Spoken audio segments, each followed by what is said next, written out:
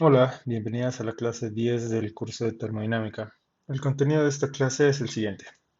Vamos a comenzar con un repaso de la clase 9 y de hecho con algunos conceptos de la clase 8.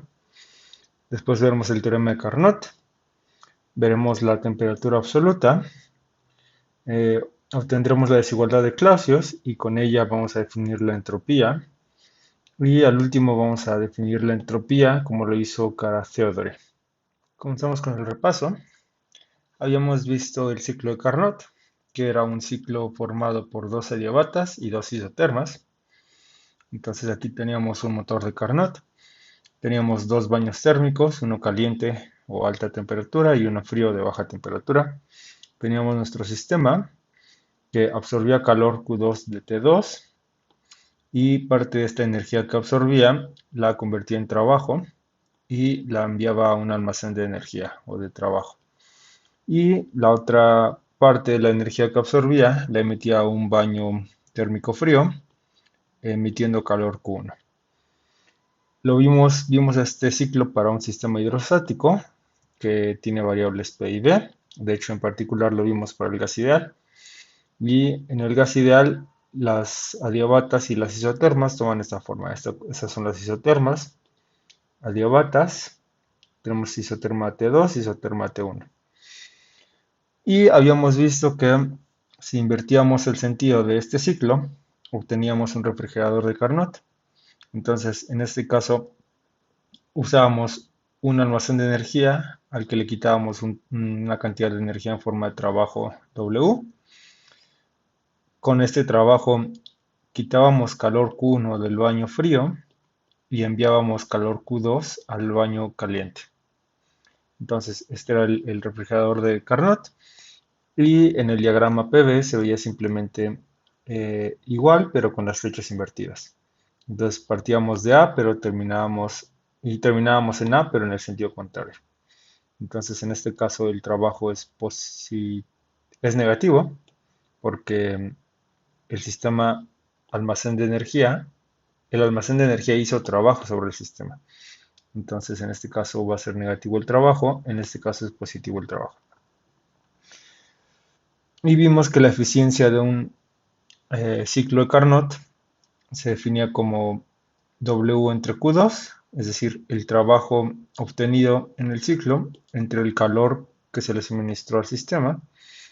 Y vimos que el trabajo era Q1 más Q2, dividimos entre Q2 y obtenemos 1 más Q1 entre Q2, donde Q1 es negativo para el motor, en este caso, lo obtuvimos para el motor de Carnot. Y entonces la eficiencia siempre nos va a dar menor que 1, porque este es negativo, entonces le estamos restando algo a 1, ¿no? Y lo convertimos a temperaturas y obtuvimos que la eficiencia se podía expresar como 1 menos T1 entre T2, donde T1 y T2 pues son las temperaturas de los baños térmicos, ¿no? También vimos el enunciado de Kelvin-Planck, que era una manera de expresar la segunda ley, que decía que es imposible construir un motor térmico que al operar en un ciclo no produzca otro efecto que el de extraer calor de una fuente y la realización de la cantidad equivalente en forma de trabajo. Entonces vimos que en este esquema es imposible construir un motor que no tenga esta fuente y que no tenga esta emisión de calor Q1. Y también vimos el enunciado de Clausius, que es equivalente a la segunda ley, que decía que es imposible construir un refrigerador, esto es un refrigerador, que al operar en un ciclo no produzca otro efecto, además de transferir calor de una fuente térmica de baja temperatura a una de alta temperatura. Entonces, en este esquema, tenemos que no se puede construir un refrigerador que no tenga este almacén de energía y esta transferencia de trabajo del almacén a nuestro sistema. Entonces, un sistema no puede solito, como único resultado, pasar calor de T1 a T2. Entonces, esos eran los dos enunciados que vimos, Kelvin-Planck y Clausius, que son equivalentes y que habíamos dicho que eran la segunda ley de la termodinámica en un aspecto muy de ciclos. Y también vimos que eh, un proceso es irreversible cuando es posible hacer regresar al sistema de alfa prima a alfa, que fue el estado inicial. Entonces partió en alfa, se fue a alfa prima y regresó a alfa. Y simultáneamente, esto es muy importante, simultáneamente los alrededores regresan del estado beta, regresan del estado beta prima al inicial beta. Entonces se fue de beta a beta prima y luego regresó. Entonces todo, tanto el sistema como los alrededores, regresan a su estado inicial eh, si el proceso es reversible. Y un proceso que no respete esta condición se conoce como irreversible. Entonces, por ejemplo, puede haber ciclos en los que nuestro sistema regrese a nuestro estado inicial, pero los alrededores queden en un estado distinto al inicial. Entonces, se pueden hacer ciclos con nuestro sistema, en donde el ciclo haga que nuestro sistema regrese al estado inicial, pero los alrededores no necesariamente van a estar en su estado inicial y entonces diremos que el ciclo fue irreversible. Eh, y como ejemplo de ciclo de proceso irreversible, vimos el experimento de Jules Kelvin, en el que teníamos dos cámaras, una llena de un gas ideal y la otra vacía, y realizábamos una expansión libre, que significaba quitar un tapón que separaba las dos cámaras, y al quitar el tapón el gas se redistribuía en las dos cámaras, y vimos que era imposible regresar eh, al universo a su estado inicial, porque no había quien lo regresara. En este caso, nadie realizó trabajo, nadie realizó calor sobre nuestro sistema. La expansión libre la hizo el gas solito y entonces decíamos que presentaba irreversibilidad interna. Este experimento va a ser de utilidad en esta clase más adelante. Entonces vamos a ver qué nos dice el teorema de Carnot. La razón por la que el ciclo que vimos explícitamente en la clase fue el de Carnot es porque, pues, como ya les había comentado, es un ciclo fundamental para el desarrollo de la termodinámica. El ciclo de Carnot es un ciclo reversible compuesto por dos adiabatas y dos isotermas. Y habíamos utilizado el término motor de Carnot para un dispositivo físico que realiza este ciclo eh, y que genera un trabajo a partir de la fuente térmica. Pero existen muchos otros motores posibles. Prácticamente para cada proceso que se les ocurra, pueden ustedes diseñar un motor que lo realice. Y pues dependiendo del proceso o ciclo, será más o menos eficiente. Entonces, ustedes se pueden preguntar cuál es el proceso o motor asociado a este proceso más eficiente, dadas ciertas características de nuestro proceso. Entonces, el motor de Carnot, como ya sabemos, trabaja entre dos fuentes de temperatura. Y nos vamos a enfocar en dicho tipo de motores, en los que trabajan entre dos fuentes de temperatura. Entonces, ustedes pueden hacer lo que quieran. Si tienen una temperatura, nuestro sistema, y otra fuente de temperatura baja, entonces nuestro sistema puede hacer aquí cualquier cosa, tal que trabaje entre dos fuentes. Em, se pueden diseñar distintos motores que trabajen entre más fuentes de temperatura o que trabajen entre fuentes de presión o que hagan lo que sea, cualquier cosa que se les ocurra termodinámicamente.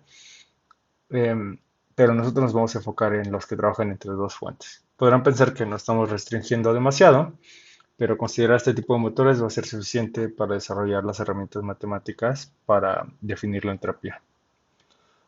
Ahora, el proceso de Carnot, el ciclo de Carnot es un proceso reversible en el sentido de que si conectamos un motor de Carnot y un refrigerador de Carnot, el proceso completo es reversible. Todo este proceso va a ser reversible. Esto es porque el motor de Carnot va a absorber Q2, calor de la fuente de alta temperatura. Parte de ese calor lo va a transformar en trabajo y el resto lo va a ceder en forma de calor a Q1, a T1 y el calor va a ser Q1, ¿no? Entonces hasta este momento todavía no podemos asegurar que el proceso es reversible, pues si bien el sistema, el motor, sí volvió a su punto inicial en el que partió, que ya habíamos visto que era esta curva con dos isotermas y dos adiabatas. En ese caso se obtuvo trabajo y el trabajo lo almacenó pues el almacén de trabajo. Entonces, en ese punto, nuestro sistema está en su punto inicial pero el almacén de trabajo no está en su punto inicial porque se le dio energía en forma de trabajo. Entonces tenemos que conectar a un refrigerador de Carnot em, para darnos cuenta que efectivamente el proceso es reversible. Entonces lo vamos a conectar a un refrigerador de Carnot em, que tome como fuente de trabajo justamente el almacén de trabajo de nuestro motor. Entonces, el trabajo W será utilizado para extraer exactamente la misma cantidad de energía Q1, la misma, este Q1 es igual a esta Q1, la va a extraer de la fuente T1 y le va a ceder calor Q2 a la fuente T2 y este Q2 es el mismo que le extrajo nuestro motor Q2 a T2. Entonces, ahora sí, este sistema va a terminar en su mismo punto después de un ciclo de Carnot, pero el almacén no. Entonces el almacén, al ser utilizado como fuente de trabajo, ahora sí va a liberarse del trabajo, va a regresar a su estado inicial. Y ya sabemos que el refrigerador de Carnot también regresa a nuestro sistema, a su estado inicial. Entonces, al conectar esos dos, el motor de Carnot y el refrigerador de Carnot, tanto el motor como el almacén, como todo lo demás, absolutamente todo, termina donde comenzó. Entonces, en ese sentido, el ciclo de Carnot doble, es el que es un proceso reversible. Em, entonces, bueno, ese es el para darnos cuenta que el ciclo de Carnot es reversible. Si hubiéramos tomado otro sistema distinto al de Carnot, que hubiera utilizado el trabajo recibido en almacén acá para calentar otro sistema, no sé si aquí además darle de darle trabajo a nuestro sistema del refrigerador hubiera sido para calentar, pues, no sé, otra cosa. Por ejemplo, si hubiéramos dejado que hubiera disipación al momento de cargar el almacén de energía, entonces este trabajo, además pues, almacenarse en el almacén, hubiera calentado el mismo almacén, ¿no? Entonces hubiera habido disipación y entonces el trabajo de salida hubiera sido distinto, hubiera sido menor y entonces el calor 1 extraído de T1 hubiera sido menor y el calor Q2 extraído mejor dicho, el calor Q2 que se le va a dar a T2 hubiera sido menor. Entonces, este supuesto hubiera sido otro sistema que no es ideal, por ejemplo, que pierde parte de la energía obtenida en calor, en calentar a la misma máquina, por ejemplo. Y entonces, esta máquina no representaría un proceso reversible, aunque si hubo ciclos, aquí hubo un ciclo, aquí hubo otro ciclo de nuestro sistema, no va a ser reversible porque nuestro sistema sí regresó al estado inicial, pero no todo el sistema completo, ¿no? El sistema completo se va a calentar. Entonces, estos son dos ejemplos contrapuestos, ¿no? Entonces, vamos a...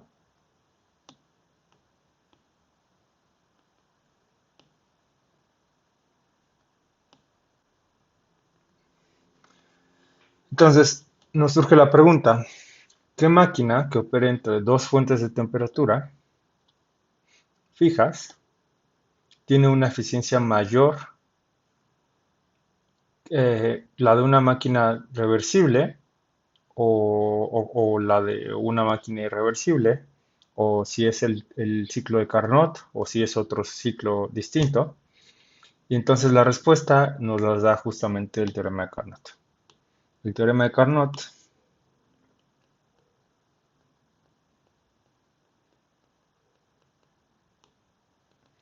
nos dice que ninguna máquina térmica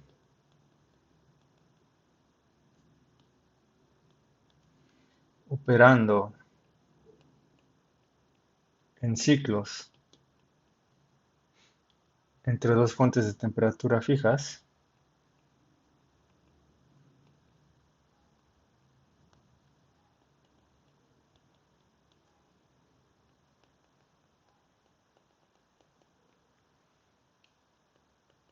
tiene una eficiencia mayor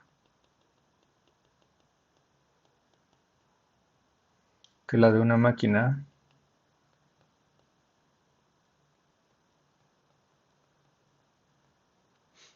reversible operando entre las mismas dos fuentes. Entonces volvemos a leerlo. El teorema de Carnot nos dice que ninguna máquina térmica operando en ciclos entre dos fuentes de temperatura fijas tiene una eficiencia mayor que la de una máquina reversible operando entre esas mismas fuentes. Y es lo que les decía, que en otro tipo de máquinas, este trabajo almacenado en el almacén podría irse en otro tipo de cosas, en calor, en lo que sea. Y entonces, si es irreversible, el trabajo obtenido eh, de nuestro ciclo va a ser menor que el de un ciclo que sí sea de Carnot, que es reversible. Entonces vamos a demostrar este teorema. Demostración.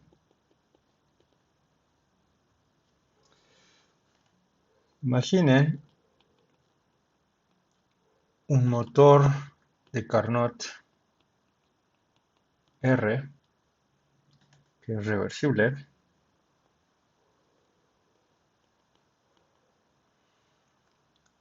y otro motor arbitrario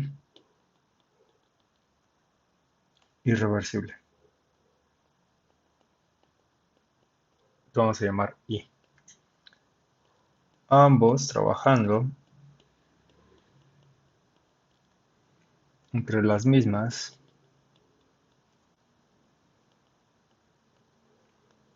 dos fuentes de temperatura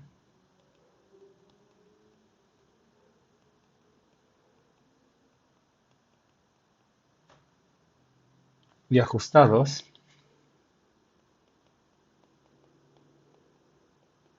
tal que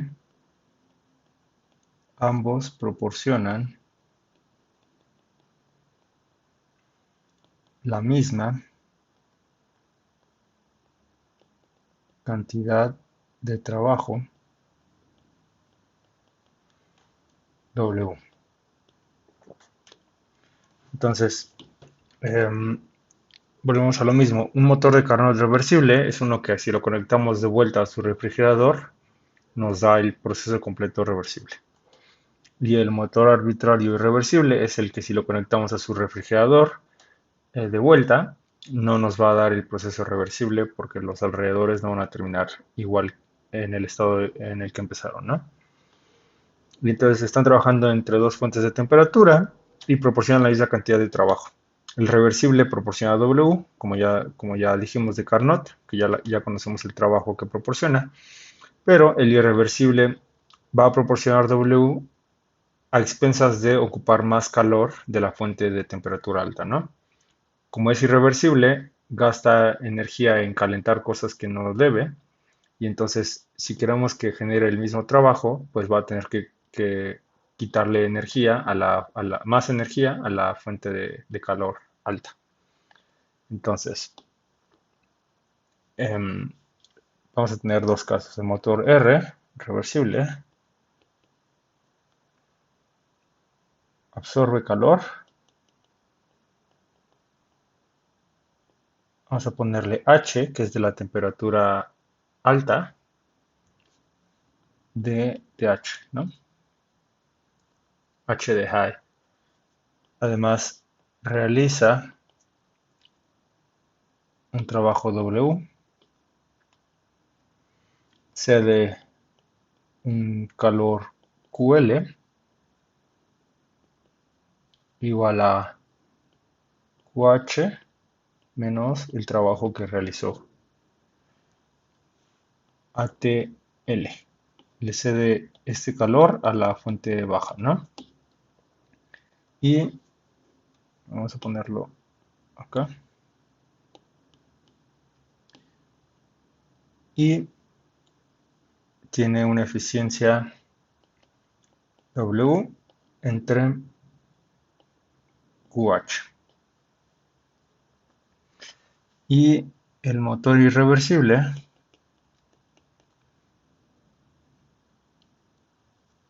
absorbe QH' de TH, la misma fuente, pero va a absorber un calor distinto, por lo mismo que les digo.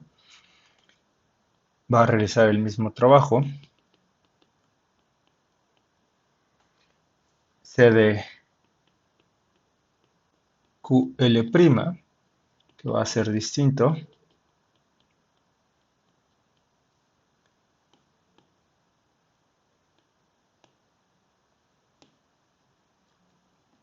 Al que cede el reversible, lo va a ceder a TL, ¿no? Que es la misma fuente. Operan entre las dos mismas fuentes. Su eficiencia, bueno, esto va a ser la eficiencia reversible, la eficiencia irreversible va a ser W entre QH'. Entonces, estas son las características. Estamos definiendo las notación que vamos a utilizar para demostrar el teorema. Y entonces vamos a demostrarlo por absurdo, por reducción al absurdo.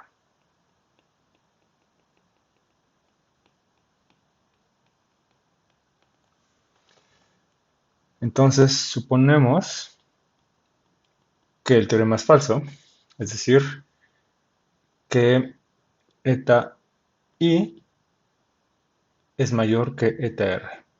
El teorema nos dice que en ninguna máquina térmica operando en ciclos entre dos fuentes de temperatura fijas tiene una eficiencia mayor que la máquina reversible. Entonces vamos a suponer que es falso, entonces en nuestra máquina irreversible va a tener eficiencia mayor justamente, ¿no? Entonces, pues tenemos eta I mayor que eta R. Eso por definición es W sobre QH' es mayor que W sobre QH. Y como ambos trabajos son el mismo, entonces QH es mayor que QH'. Esto significa que al realizar el mismo trabajo, el motor R tuvo que extraer más calor de la fuente que el motor I irreversible, ¿no? Esto porque supusimos esto. Ahora conectamos el motor I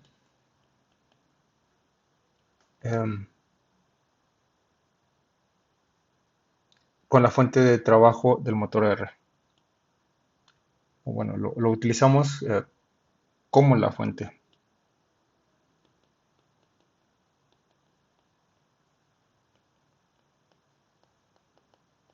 del motor R. Entonces, y el motor R trabajando como refrigerador.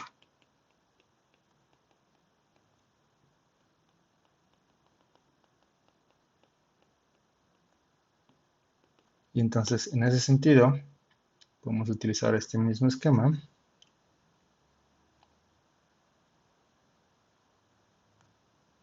Ups. Este es prima,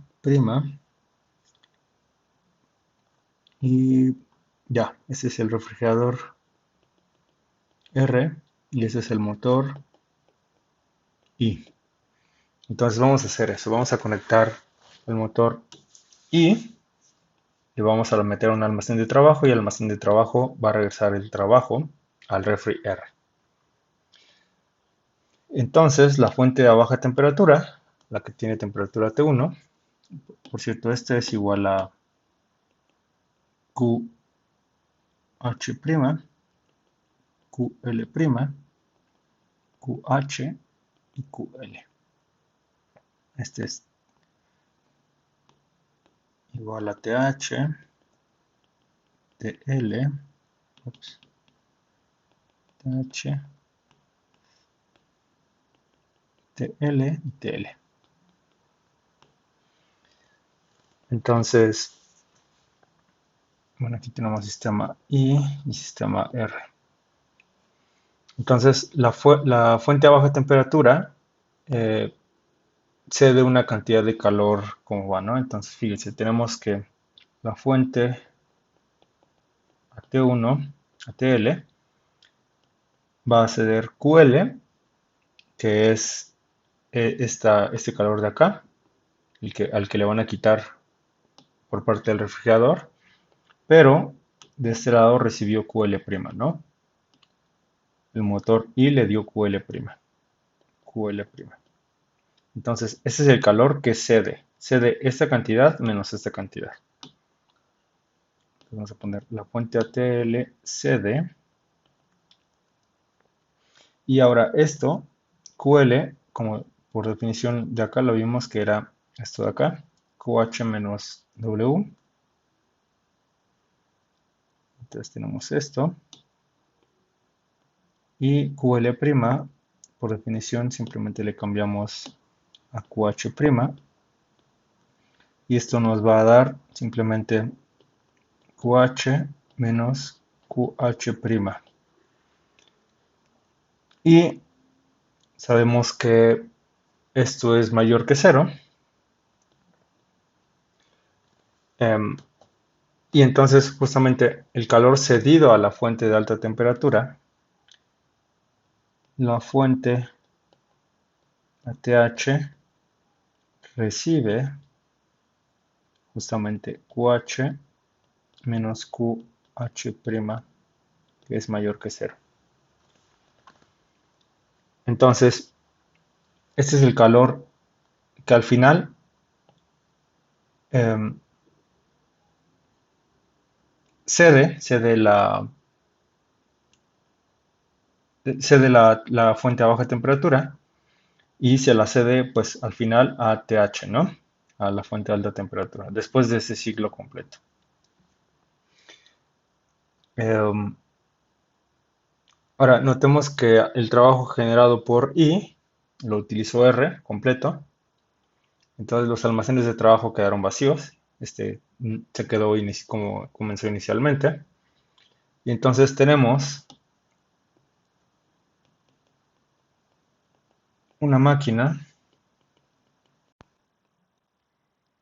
que transfiere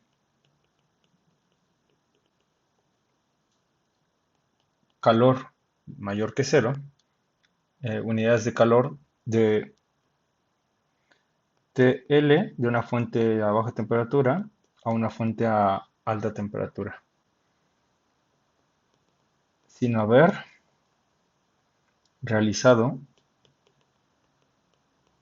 o recibido trabajo neto. Vamos a ponerle recibido, aunque ni recibió ni emitió ni nada, ¿no? Entonces, justamente esta es una contradicción del postulado de Clausius,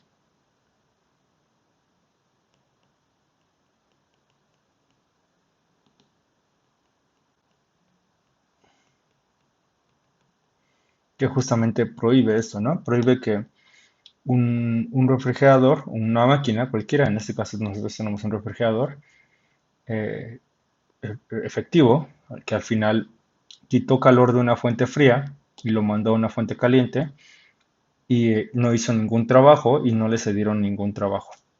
El trabajo total neto de este sistema completo es cero.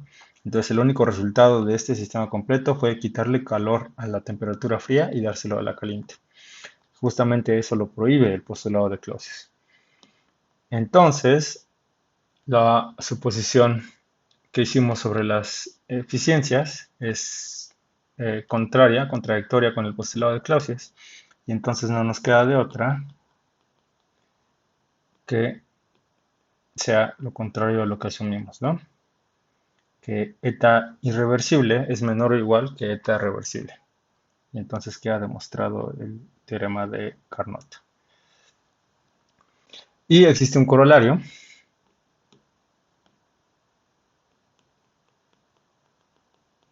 que es el siguiente. Todos los motores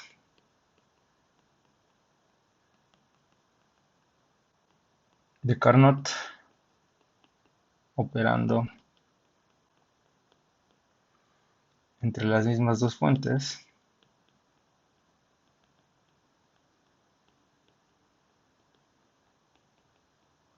de temperatura tienen la misma eficiencia.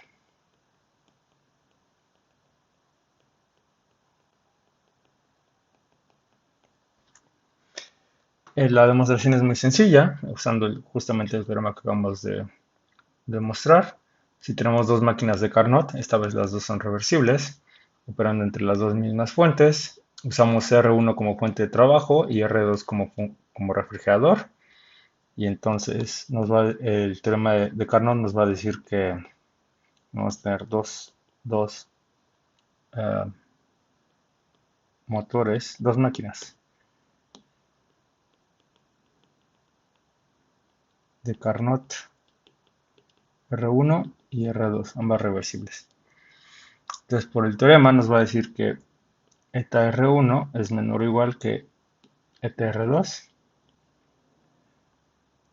Em, pero si R1 es motor y R2 refrigerador. Ahora, si R2 es motor y R1 refri, vamos a tener el caso contrario. Eta de R2 menor o igual que eta de R1. Y como se cumplen las dos desigualdades, entonces eta de R1 es igual a eta de R2. Y entonces queda demostrado el corolario. Y pues nos podemos dar cuenta que en el teorema corolario, ninguno de los dos fue necesario indicar qué tipo de sustancia hacía trabajar al motor. Em, si era un gas ideal, si era un dieléctrico, si era un paramagneto, etcétera, no nos interesaba. Lo único que nos interesó fue pues saber cuáles son las características de la eficiencia de los motores, ¿no? Aquí en ningún momento utilizamos lo obtenido del gas ideal, que era T1 menos T1 entre T2. Eso no lo utilizamos aquí. Entonces, aquí dentro de este sistema y dentro de este sistema, bueno, dentro de este sistema reversible, podría haber cualquier cosa, un gas ideal, un gas real, con una ecuación distinta, lo que sea, pero siempre que cumpla con el ciclo de Carnot, va a ser la máquina más eficiente que trabaja entre estas dos fuentes de temperatura.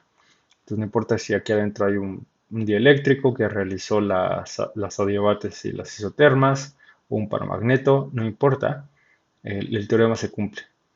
Entonces si consideran un motor de Carnot que por definición trabaja con dos isotermas o adiabatas, sea del material que fuera, la eficiencia va a ser la misma que la que obtuvimos para el gas ideal. Entonces todas las máquinas de Carnot van a generar justamente esa eficiencia gracias a este corolario, ¿no? Este corolario nos dice que todos los motores de Carnot operando entre las mismas dos fuentes tienen la misma eficiencia y nosotros sabemos que una máquina de Carnot de gas ideal tiene una eficiencia Carnot de gas ideal igual a 1 menos TL entre TH. Entonces toda máquina de Carnot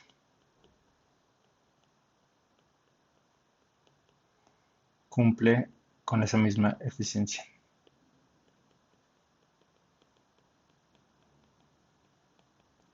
De nuevo, esto lo obtuvimos la clase 8 para gas ideal, pero si ustedes meten en lugar de gas ideal la ecuación de estado de un paramagneto o de un dieléctrico o de un gas real, entonces al final van a llegar a que la eficiencia se puede expresar simplemente como 1 menos la razón entre TL y TH.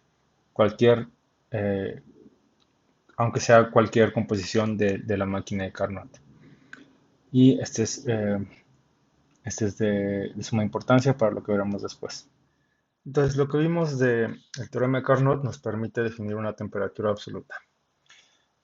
Entonces, teníamos que la eficiencia de Carnot era el trabajo obtenido entre QH, que para Carnot era simplemente QH más QL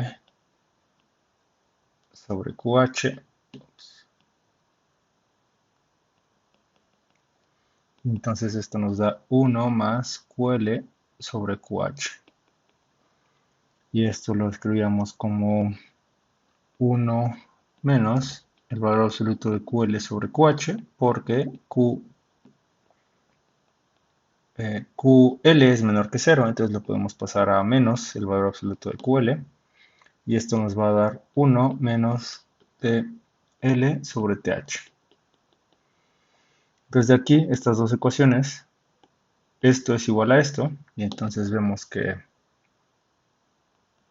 bueno, si quieren tomar este, mejor dicho, entonces QL sobre QH es igual a TL entre TH.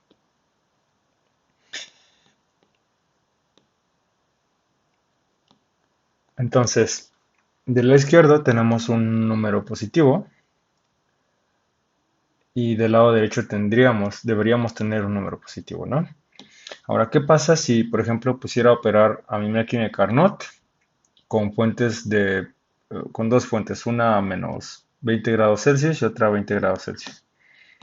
Entonces, esta sería menos 20 grados Celsius y este es a 20 grados Celsius. Entonces, esta fracción, esta razón, nos va a dar simplemente menos 1, como pueden ver. Entonces tenemos que el valor absoluto del calor bueno, la relación entre esos valores absolutos nos da un número negativo. Entonces, TL sobre TH es menor que 0, lo cual no corresponde a nuestros cálculos, ¿no? No tendría sentido usar esta escala. Eso significa que todo lo que hemos hecho lo hemos estado haciendo, eh, todo lo que hemos hecho solo tiene sentido con la escala de temperaturas correcta, no podemos utilizar esta. Entonces necesitamos una que sí tenga sentido físico en general y que sea universal, porque aquí no estamos hablando de ningún tipo de sustancias. Ya vimos que el ciclo de Carnot puede ser cualquier tipo de sustancias, no le importa de qué esté compuesto nuestro motor, siempre se va a cumplir esto. Entonces, debe existir, y de hecho esto prueba que existe, una escala de temperaturas universal. Eh, entonces, esto por supuesto que está mal. Entonces, existe una temperatura, existe una escala de temperatura universal o absoluta. Voy a ponerlo en verde.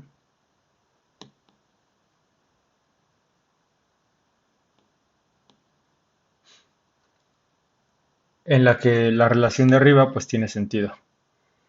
Siempre tiene sentido, no importa de qué sustancia estamos hablando. Y de hecho, si se fijan, si recuerdan, como para llegar a la relación con las temperaturas, utilizamos la temperatura del gas ideal. Es justamente esa escala, la temperatura del gas ideal, la que aparece en la ecuación de estado del gas ideal, PV igual a NKT. Esta de aquí es justamente la temperatura que debemos usar.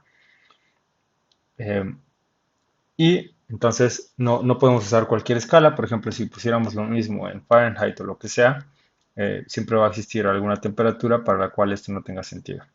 Entonces, la escala no es ni Celsius ni Fahrenheit, no nos podemos tomar un punto arbitrario para definir nuestra escala, como si lo hace la escala de Celsius o como si lo hace la escala de Fahrenheit o cualquier otra escala, sino que debemos tomar la temperatura, una temperatura universal, que siempre sea mayor que cero, porque necesitamos que esta relación siempre sea mayor que cero, para empezar. Entonces existe una escala de temperatura universal absoluta que siempre es mayor que cero. eh, y, por ejemplo, no pueden tomar una temperatura distinta de cero, perdón, una temperatura igual a cero, eh, no existe en la naturaleza.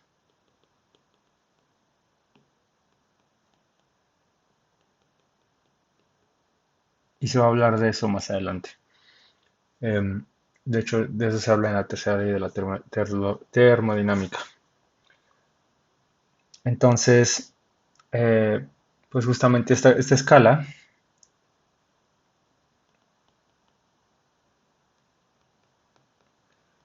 eh, tiene unidades de Kelvin, como ya sabemos, y en esta escala el punto de congelación, si quieren el punto triple del agua,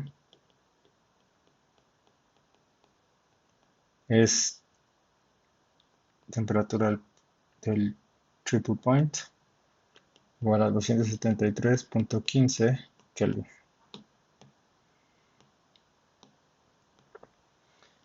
Entonces, con esta relación, como es universal, nos aseguramos que existe una escala de temperaturas universal que siempre es mayor que cero.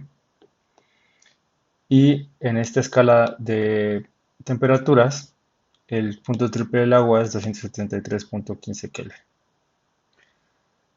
Y además, como no tenemos temperaturas iguales a cero en la naturaleza, nos vamos a dar cuenta que no existen máquinas de Carnot con eficiencia 1, porque eso significaría que TL la podemos mandar a cero, la temperatura baja la podemos mandar a cero, y entonces en ese sentido tendríamos eh, 1 menos cero, 1, entonces la eficiencia de esa máquina sería 1, sería del 100%, podríamos aprovechar el 100% del calor robado en trabajo.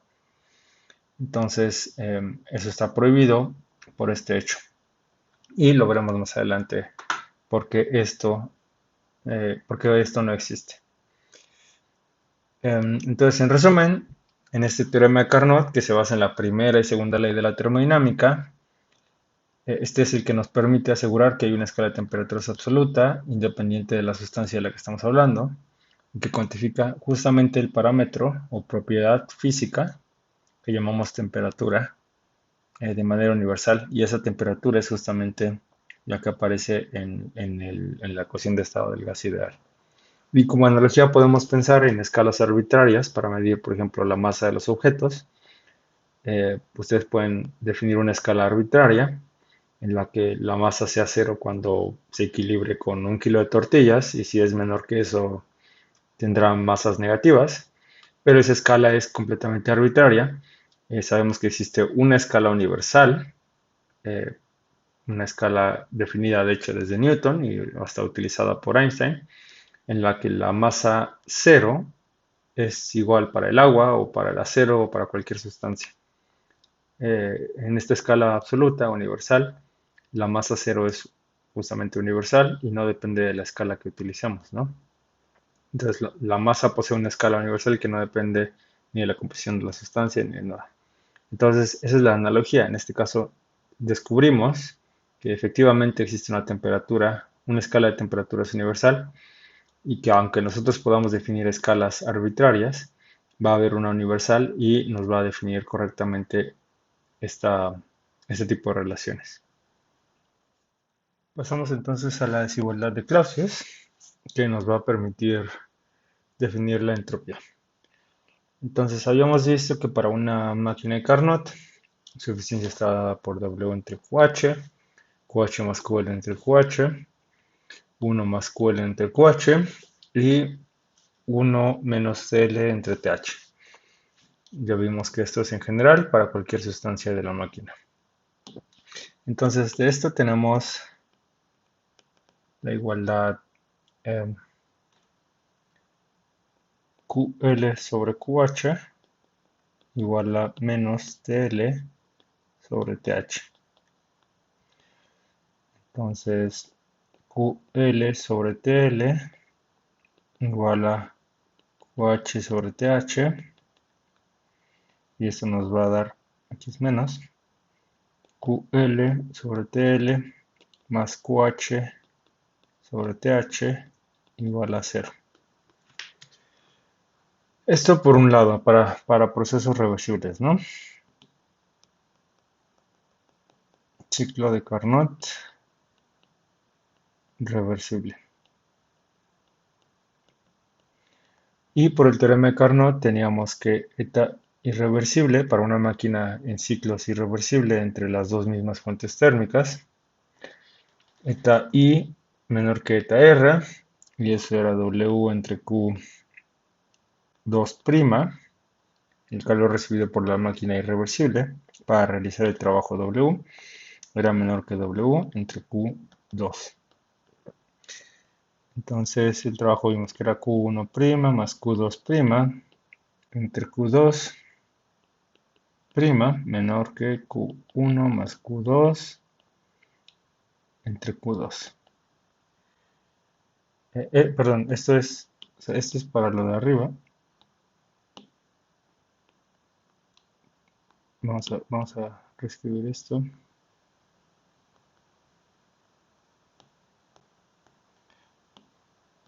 Y para un ciclo irreversible tenemos esto, ¿no?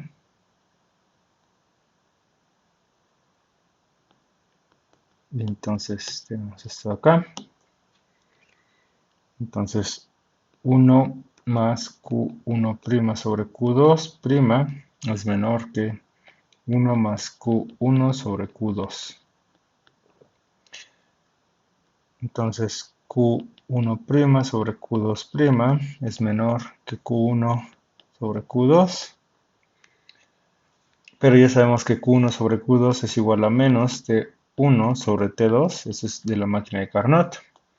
Y entonces eso implica que Q1' sobre Q2' menor que menos T1 sobre T2.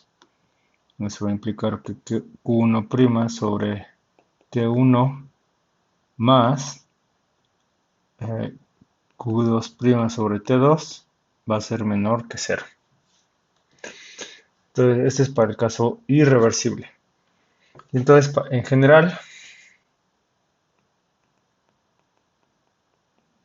para cualquier proceso,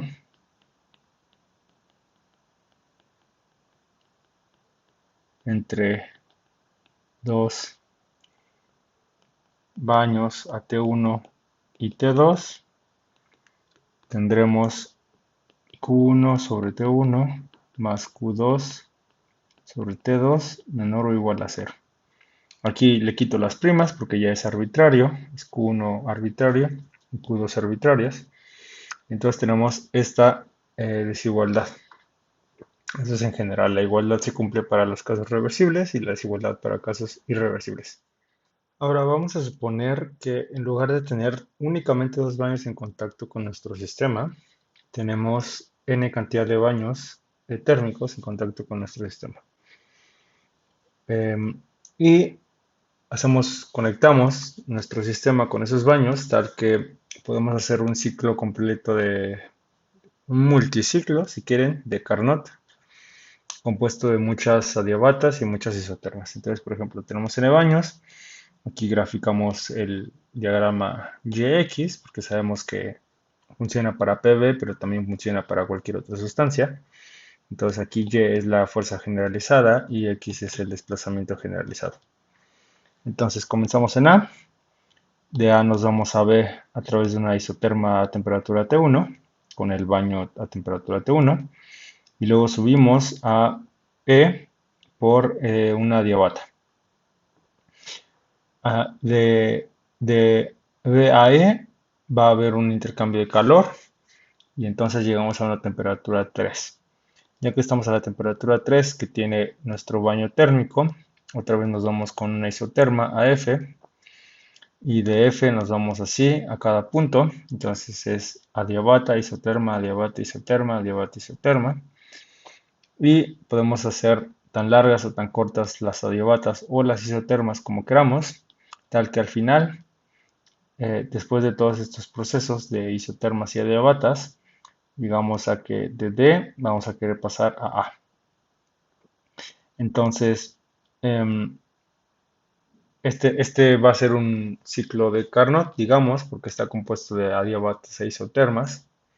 Y en este caso, vamos a generalizar nuestro resultado que obtuvimos acá, pero para n calores y temperaturas. Entonces, eh, nuestro motor de Carnot con n fuentes de temperatura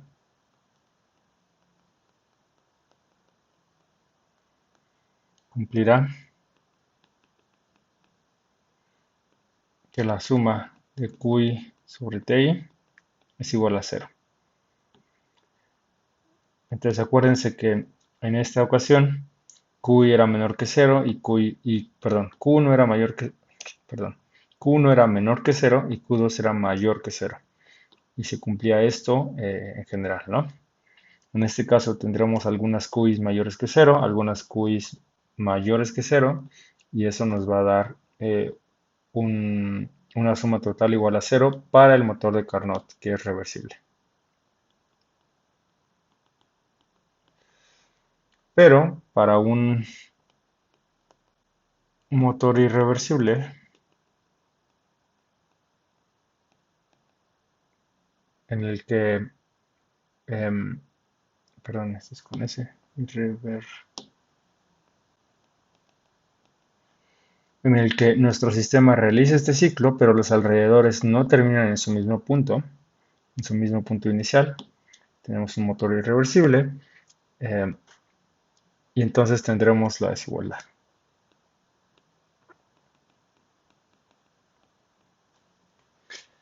Entonces, en general, para un ciclo arbitrario, reversible o no, tendremos QI sobre TI menor o igual que cero. Aquí hicimos un salto de 2 a n y dijimos que se sigue cumpliendo esta igualdad o esta desigualdad, pero se puede demostrar, solo que es un poco tortuoso y no se gana demasiado con la demostración. Entonces, para un ciclo arbitrario tenemos esta desigualdad. Y si ahora no tenemos solamente n fuentes, sino una infinidad de fuentes conectadas con nuestro sistema, donde donde cada fuente está una temperatura distinta a la otra por una cantidad infinitesimal solamente. Digamos aquí T1 y T3 tienen una diferencia de temperaturas eh, finita, pero podemos acercar las dos isotermas tanto como queramos y aproximarla como una diferencia de temperaturas infinitesimales. Y entonces nos vamos a algo más similar a lo que está justamente en esta como elipse. En lugar de hacer estos picos, si las diferencias son infinitesimales, vamos a poder aproximarlo con esta elipse, ¿no? Y entonces, para una infinidad de fuentes térmicas separadas infinitesimalmente, donde cada fuente le da un poquito de calor. Aquí Q1 le da, en esta fuente se le da Q1 a esta parte de la diabata, de la isoterma, perdón, y se le da Q3 en esta parte de la isoterma T3. Pero en este caso, como tenemos una infinidad, las QIs van a ser infinitesimales, ya no van a ser QIs, ya estamos hablando de cosas infinitesimales, y entonces podemos, para una infinidad de fuentes térmicas separadas infinitesimalmente, tendremos, ups, tendremos que en general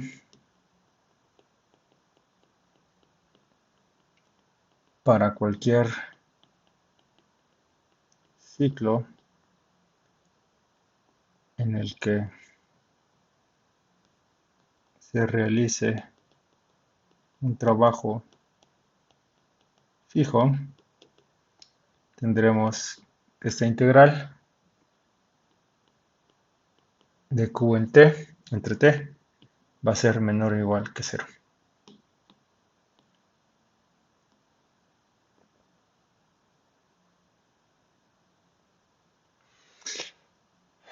Donde pues ya sabemos que la desigualdad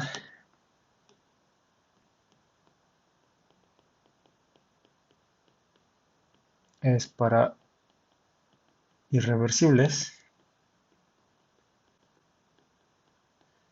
y la igualdad es para reversibles. Esta es la desigualdad de Clausius.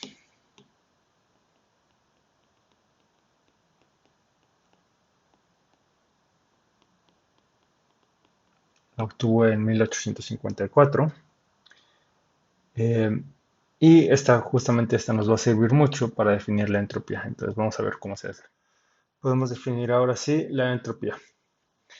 Vamos a considerar un proceso reversible arbitrario, ya no tiene que ser el de Clausius. Entonces en este caso va a ser arbitrario y es reversible, pero sí tiene que ser cuasi estático para que sea reversible. Entonces, por la desigualdad de Clausius, que en este caso vamos a utilizar la igualdad porque es reversible, vamos a tener delta Q reversible sobre T va a ser igual, en este caso, si queremos ir de un punto A, que es un estado un estado termodinámico de nuestro sistema, a un punto B, y de regreso, pues eso va a ser simplemente de A a B a través de el camino 1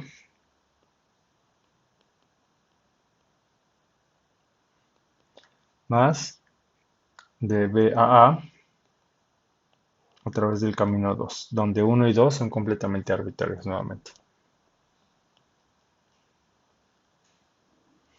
Entonces, como es un proceso reversible, es un ciclo reversible, tenemos la igualdad igual a 0 por Clausius.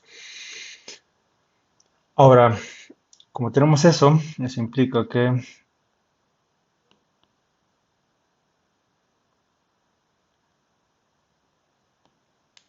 ir de A a B por 1 es igual a menos ir de B a A por 2. Entonces, invertimos los límites de integración, quitamos el signo menos, es igual que ir de A a B por 2. Entonces, tenemos que la integral de esta cantidad en el camino A a B por 1, por acá, nos va a dar igual que por el camino 2. Esta integral es lo mismo independientemente de la trayectoria. Entonces, esta condición justamente para procesos reversibles nos va a indicar que existe una nueva variable de estado. Entonces, la integral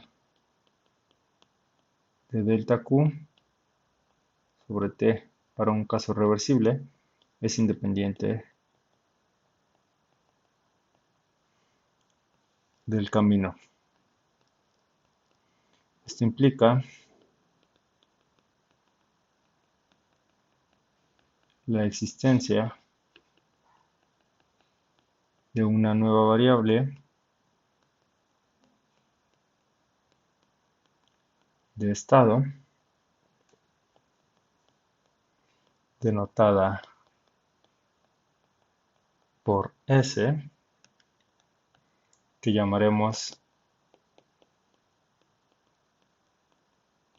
la entropía,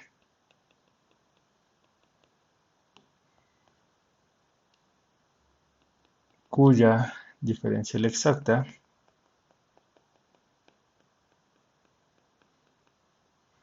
es ds igual a delta Q reversible entre t. Entonces justamente nos fijamos que existe una cantidad cuya diferencial al integrarla solo depende de los puntos iniciales y finales, ¿no? No depende del camino 1 y 2 porque da lo mismo exactamente. 1 y 2 eran arbitrarios, entonces en general es independiente del camino. Y entonces justamente tenemos este diferencial de S igual a delta Q reversible sobre T, donde delta Q reversible todavía dependía del camino, pero al dividirla entre la T del sistema nos va a dar una diferencial exacta.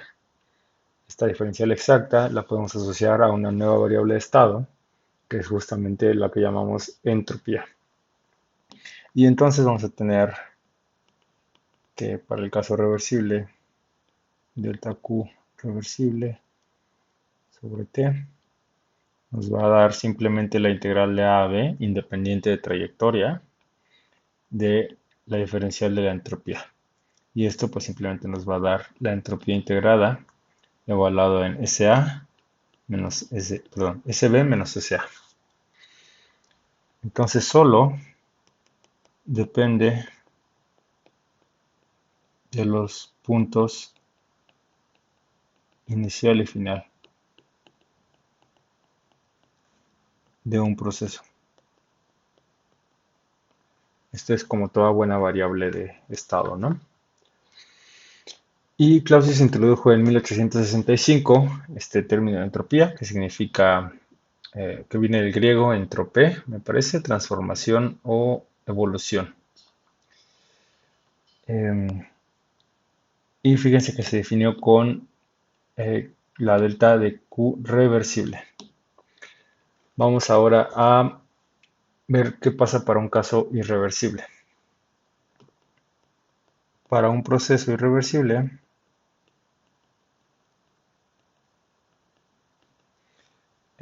Clausius nos da la desigualdad en este caso, delta Q irrev sobre T sobre un ciclo va a ser simplemente la integral de A a B por el camino 1 de este término de acá, más la integral de B a A de regreso por el camino 2. En este caso es de Q y rev sobre T. Y Clausius nos da la desigualdad en este caso. Entonces, pues de hecho, como este es menor que 0 y en el caso reversible era igual a 0, vamos a tener que delta Q y rev sobre T, perdón, no sobre el ciclo completo, sino de A a B, aunque sí depende de la trayectoria, va a ser menor que A a B de S, y este es por el caso exacto, para el caso reversible, y esto pues ya sabemos que era SB menos SA. Entonces, para el caso irreversible, pues va a depender de la trayectoria, cómo nos movamos, y dependiendo de la trayectoria, pues va a ser distinto este valor. Lo que podemos asegurar, gracias a la desigualdad de Clausius, es que esto va a ser menor que lo que vale para el caso reversible, que es justamente este lado de la derecha. Y entonces esto es para el caso irreversible, y así se relaciona con la entropía en el caso irreversible. Con el caso reversible sabemos que es la igualdad. Entonces, en general, para un proceso arbitrario,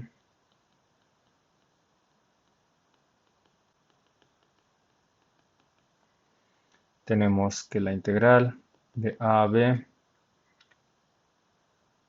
arbitrario, sea reversible o no, delta Q sobre T, este es arbitrario, va a ser menor o igual que SB menos SA. La integral evaluada en los puntos final e inicial. Entonces, esta es la manera matemática de expresar a la segunda ley de la termodinámica, donde ya introdujimos, por supuesto, la definición de la entropía. La entropía, pues, es justamente donde ds es igual a delta Q reversible sobre T.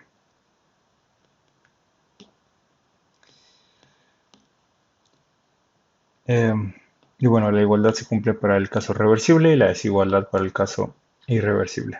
Esta es la segunda ley de la termodinámica en términos de la entropía.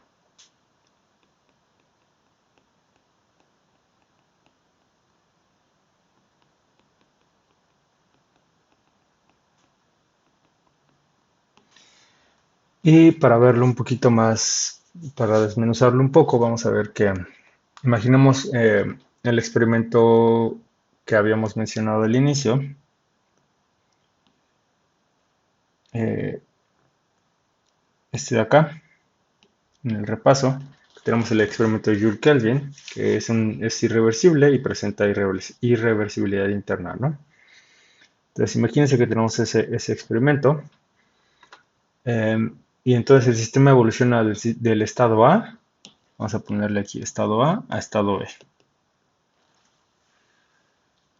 em, y evoluciona irreversiblemente. Entonces vamos a copiar esto de acá. Evoluciona irreversiblemente porque ya sabemos que no hay manera de regresar el sistema a su estado original. Entonces, vamos aplicándolo al caso irreversible. Podemos tomar como ejemplo esto, ¿no? Ese experimento. Entonces pasa de A a B irreversiblemente. Y acuérdense que nuestro sistema está aislado. Entonces, en nuestro sistema aislado vamos a tener que la diferencial de calor arbitraria, en este caso es diferencial de calor irreversible, va a ser igual a cero porque nuestro sistema está aislado y no hubo intercambio de calor con nada. Pero la desigualdad de Clausius nos dice que la integral de delta Q irreversible de A a B sobre T, en este caso va a dar 0 porque esta cosa acá es 0, pero por Clausius tenemos que eso es menor que S de B menos S de A. Entonces, eso significa que S de A es menor que S de B.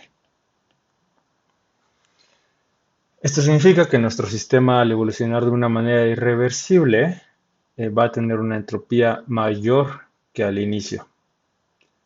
En otras palabras, en este proceso irreversible se creó entropía. Entonces, eh, nuestro sistema crea entropía al evolucionar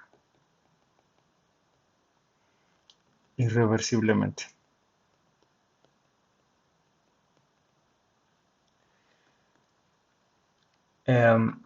Si ahora tenemos el control vamos a ver qué pasa si tenemos un proceso reversible. Si nuestro proceso es reversible,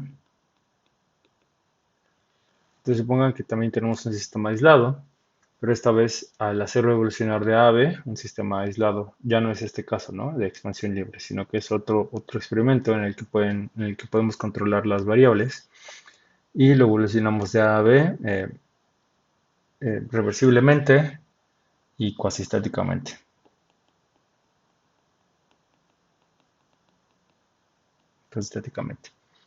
Entonces, como está aislado, vamos a tener que delta Q arbitrario va a ser delta Q reversible, pero como está aislado vamos a tener 0. Y entonces, por la igualdad de Clausius, vamos a tener que de A a B, delta Q reversible sobre T es 0. en este caso, pero esto es igual a SB menos SA. Entonces, para un proceso reversible, SA es igual a SB. Y entonces esto nos lleva a postular el enunciado más popular de la segunda ley de la termodinámica. Entonces, segunda ley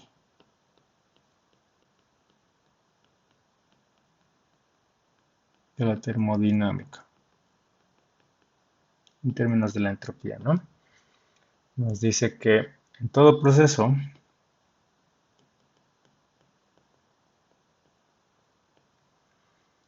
la entropía se mantiene constante o aumenta, pero no disminuye.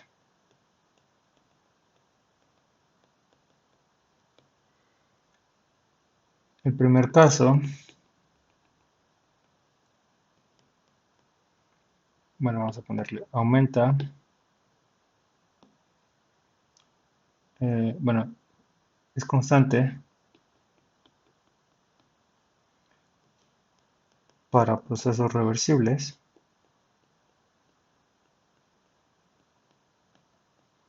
y aumenta para procesos irreversibles.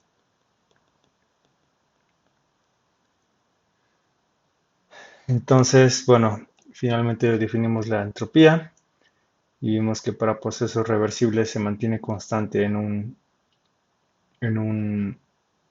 la entropía se mantiene constante en cualquier proceso, siempre que sea reversible, y aumenta si el proceso es irreversible. Entonces, como nota, vamos a recordar que en un principio lo que hizo que el proceso que un proceso irreversible fuera irreversible, fue que el trabajo que el sistema hizo de manera irreversible se transformó en calor en alguna parte que no controlamos, ¿no? Entonces, vamos a regresar al esquema.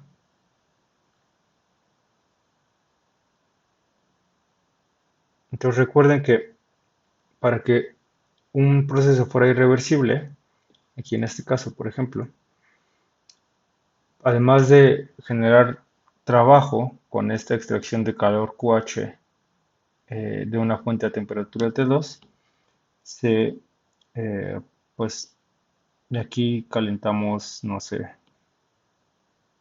calentamos al mismo sistema, porque nuestro sistema no es perfecto, entonces de alguna manera se realizó un trabajo Q', perdón, un trabajo W', que es menor al trabajo en el caso reversible.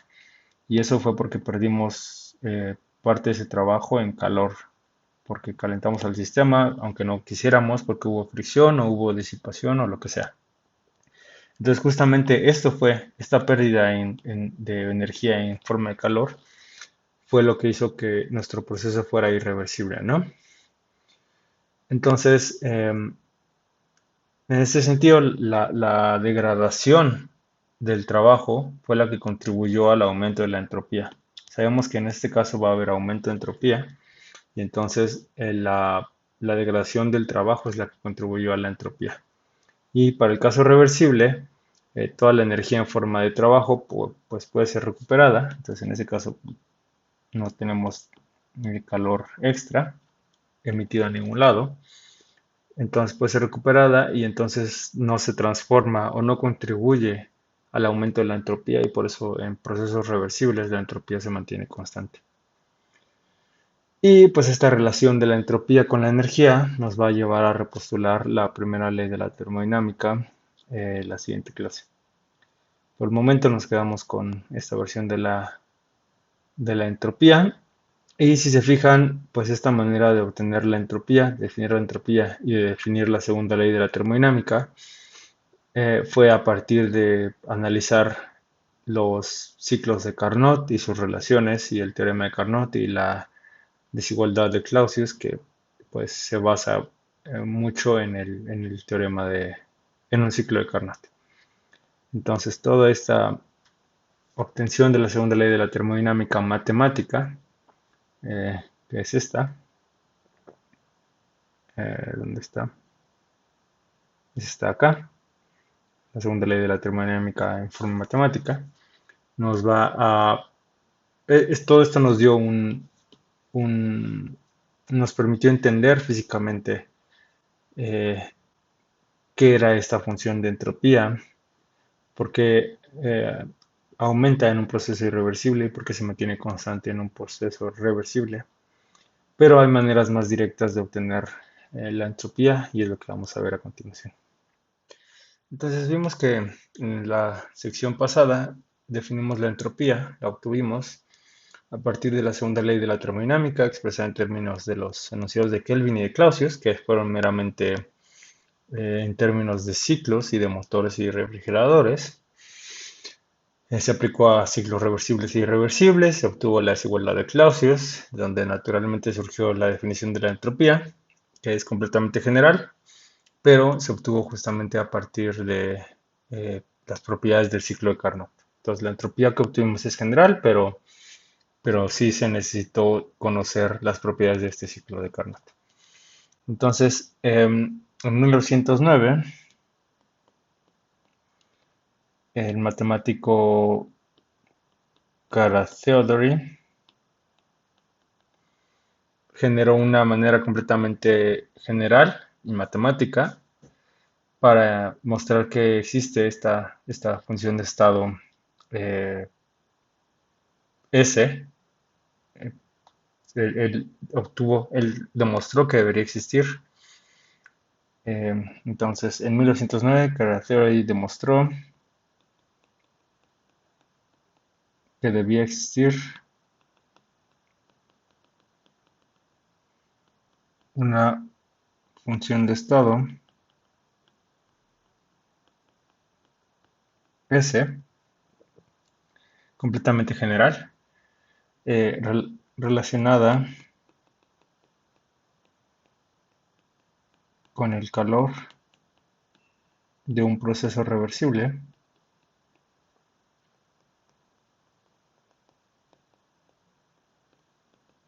mediante lo que ya vimos que es ds igual a delta Q reversible entre T.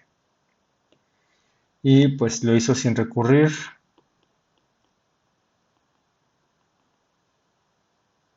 a ciclos ni motores ni nada, ¿no? Lo hizo en general.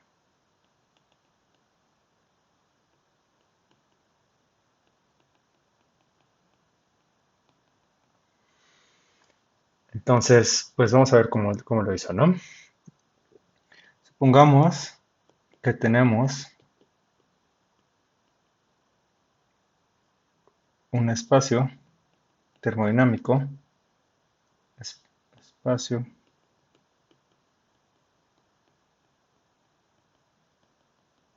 de tres variables. Vamos a suponer que son tres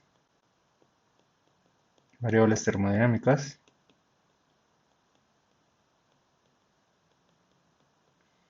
X, Y y Z.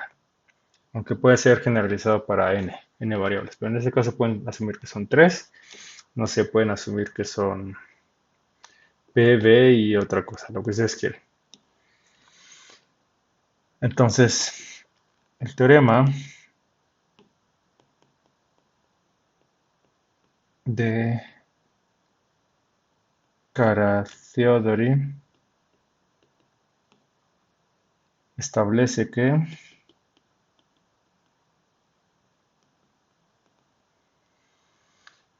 en la vecindad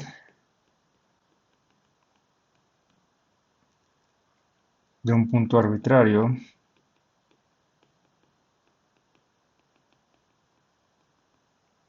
P0, pues que es igual a x0, y0, z0, x0, y0 y z0 arbitrarios. En la vecindad de ese punto existen puntos que no son accesibles desde P0 a través de las curvas cuyos puntos cumplan con la ecuación a de x, y y z, función, por dx más b de x, y, z de y más c de x, y, z de z igual a 0. Si, solo si, esa solamente es la primera mitad del teorema. La segunda mitad es que si, solo si, existen funciones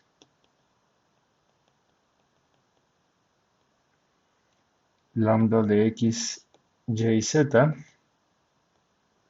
y f de x, y, z, tal que esto de aquí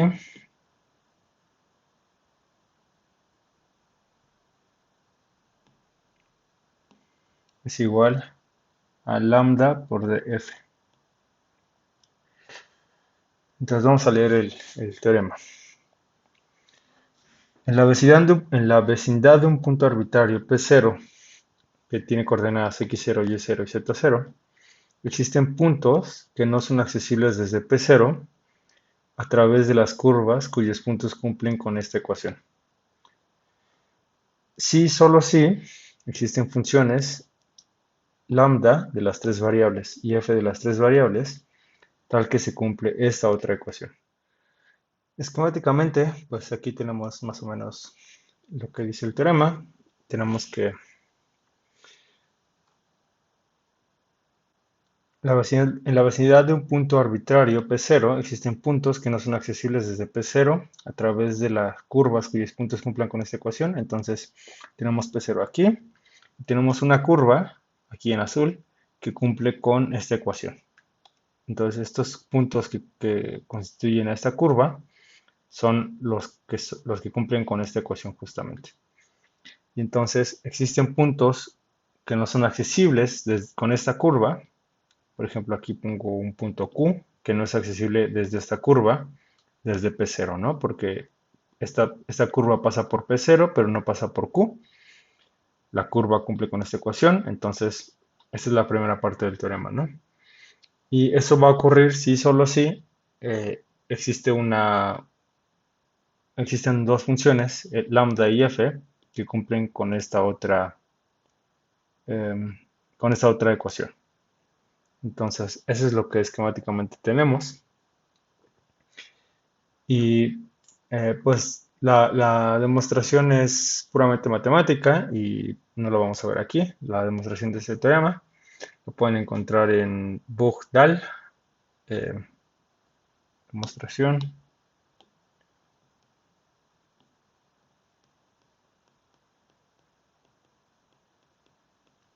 Bugdal, 1975.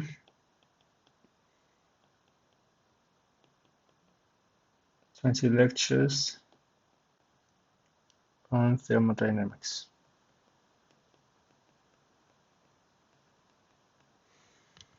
Entonces no lo vamos a ver aquí. Aquí vamos a ver simplemente la aplicación a nuestro caso físico. Vamos a aplicar ese teorema al caso de termodinámica. Entonces supongamos que tenemos un sistema termodinámico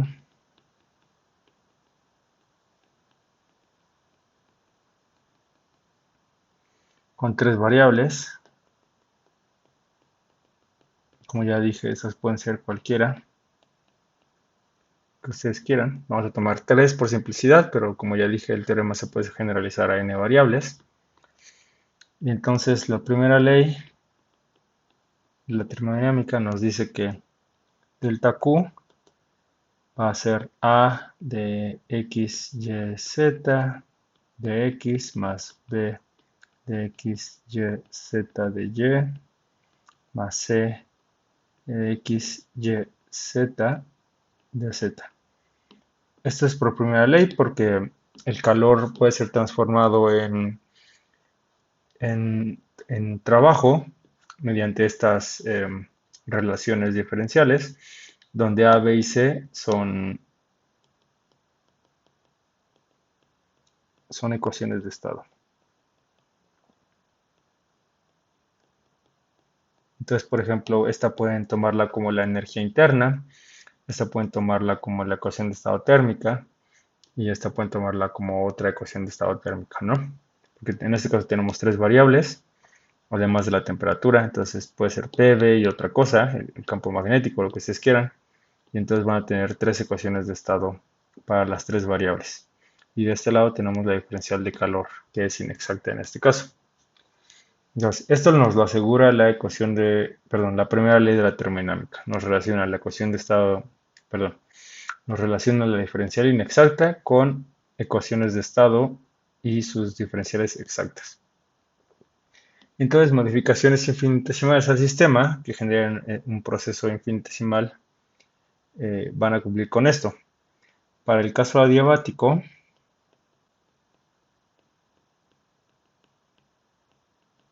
para el caso particular adiabático, delta Q es igual a cero.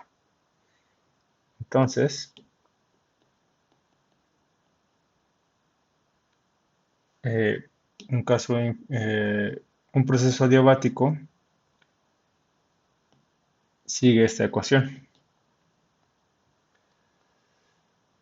Pero sabemos que hay, dado un punto P0 igual a X0, Y0, Z0, existen puntos Q en la vecindad que no pueden ser accedidos a través de la diabata.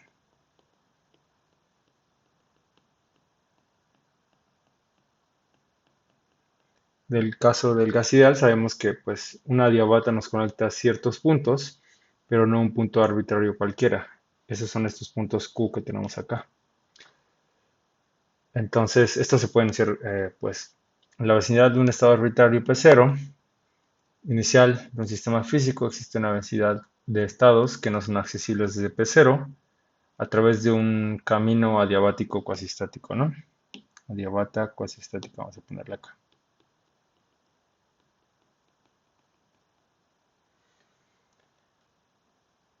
Entonces, esta es la primera mitad justamente del teorema de Kara-Theodore.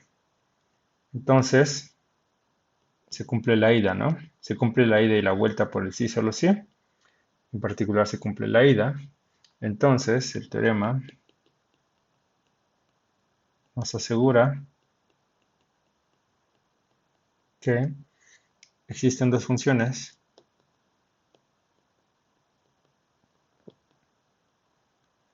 t y s, tales que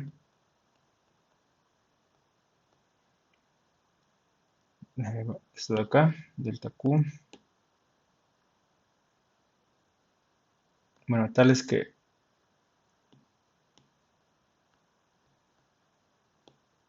esto de aquí es igual a t de s, pero ya sabíamos que esto de aquí era igual al delta Q por la primera ley, y entonces delta Q igual a t de s. Es justamente a lo que queríamos llegar, ¿no?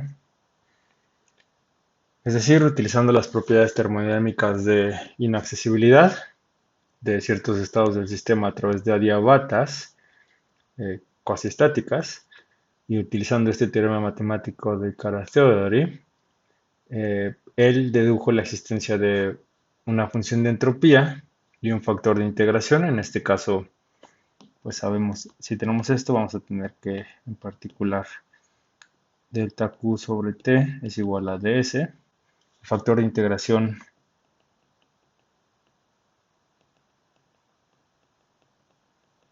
aquí es 1 sobre T, porque al multiplicarlo por una diferencial inexacta nos da una diferencial exacta. Ese es completamente matemático. Entonces nuestro factor de integración es 1/t. Y esto fue a lo que llegó Caracciolo. Y esta es una manera completamente general eh, para obtener la entropía. Es muy directa, muy sencilla, pero se pierde el sentido físico eh, del significado justamente de la entropía, ¿no? Y eso sí lo pudimos obtener con, pues con el procedimiento que hicimos a través de los procesos de Carnot, los ciclos de Carnot, las desigualdades de Clausius.